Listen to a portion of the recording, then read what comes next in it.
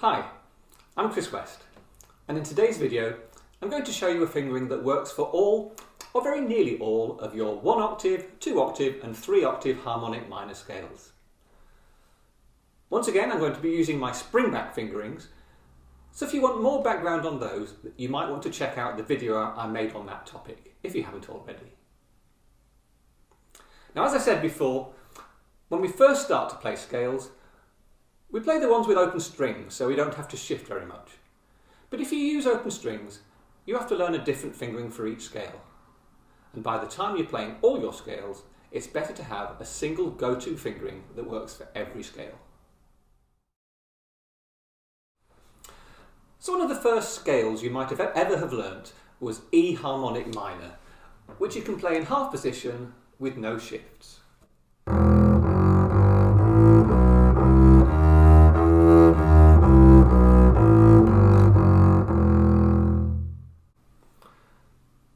Then a bit later, when you were learning to shift between half and first position, you might have learned to play F minor, which is exactly the same as E, except for now we're using the first finger in half position instead of those open strings.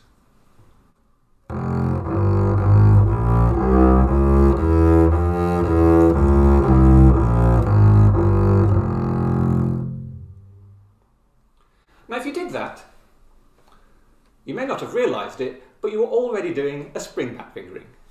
Because once you played the first note, you shift up into first position, and then every note is in the same position apart from that B flat, which is a semitone shift away. And I've indicated that with a dotted line over the B flat.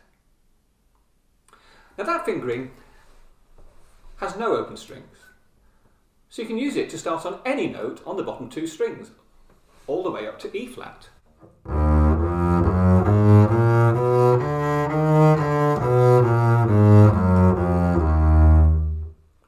So already we have a single fingering that works for every 1 octave scale.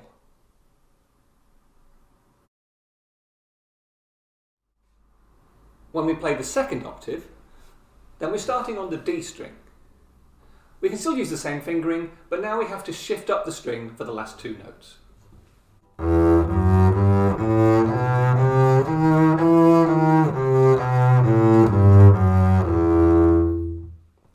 And that fingering will work all the way up to B flat harmonic minor.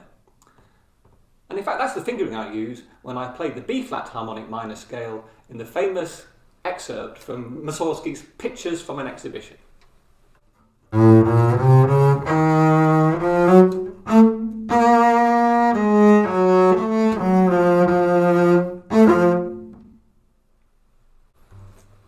So to play a 2 octave harmonic minor scale up to B flat, we start on the E string, use our 1 octave fingering ending on a 2, then shift up a tone and do the same pattern with the shift up for the last two notes. And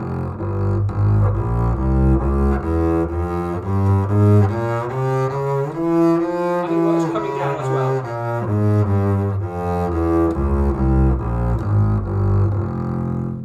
You just have to do that 2-2 as you change octave. And here's the really cool thing. If you need to play a third octave, you can just change the 4s to 3s and use exactly the same fingering again. It's just that now the springback note is a 1 in a diatonic hand shape.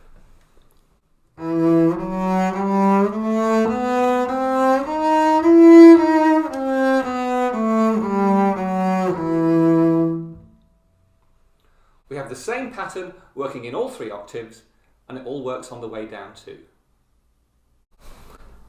So what have we done here? Not quite. When we were doing 2 octaves, we only got up to B flat, remember? And so there are just a few keys above that, between B and E flat, where it's too high to do a springback, but too low to do a diatonic hand shape. So we have to find another way to get that extra odd note that we've been getting from the 5-note springback pattern or the 3-note diatonic hand shape. And unfortunately, if you're doing grade 8 on the ABRSM syllabus, 4 of those keys are the 2 octave harmonic minors you have to prepare for that exam. So what can we do? Let's deal with the highest one first. Traditionally, we start diatonic hand shape on A, B, C. which comes in E minor. But I'm going to suggest that we can stretch that a little bit further and use it for E flat minor 2. So now E flat minor 2 octaves fits into the pattern we've already learned. 2,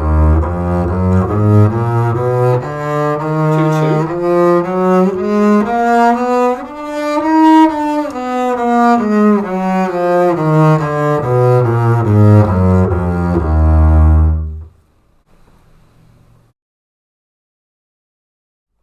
Well, if you're very keen to keep using the same pattern, we could keep going up the D string, and instead of doing the spring back, play a chromatic hand shape with a thumb on that middle note. So this would be B.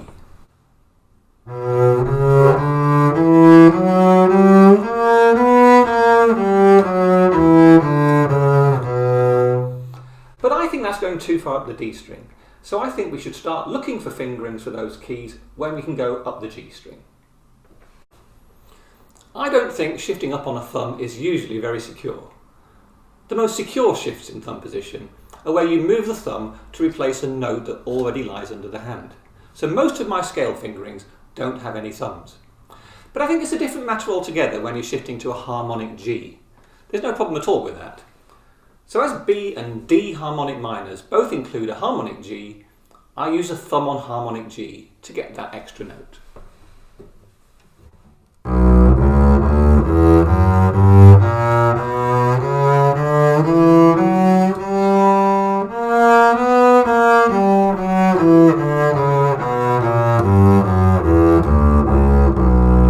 That's B, and then D, it's the same thing.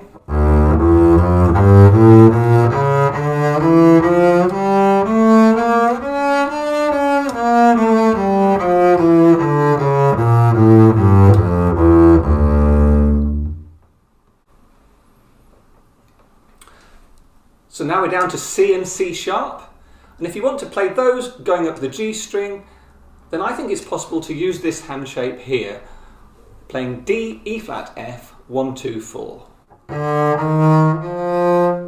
Or D sharp, E, F sharp. It feels like a bit of a stretch, but it's really not much more than playing in half or first position. So now we can get the extra note we need by playing that stretched hand shape. So here's C.